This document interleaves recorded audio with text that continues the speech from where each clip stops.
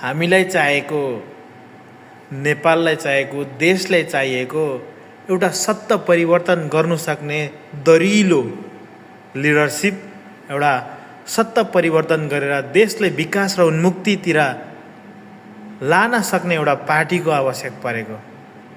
यहाँ सबै आफ्आफ्नो स्वार्थ लिएर राजनीतिमा आउँदो रहेछन्। नयाँ होस् पुरानो होस्, सबै एउटै ड्याङको। अहिले नयाँहरू केही मिलेर केही गर्ला कि भन्ने आशा थियो, तर नयाँहरू पनि फुटेर टुटेर आफू नै लड्ने अरे। आफू लडेर न हर्कै मुलाले केही खुल्क्याउन सक्छ, न रवि मुलाले केही खुल्क्याउन सक्छ, न कुलमानै मुलाले, न बाले नै मुलाले केही खुल्क्याउन सक्दैन। जसले जे गर्छ, जसले फाइदा लिन्छ, त्यो भनेको पुरानै पार्टीले फाइदा लिन्छ।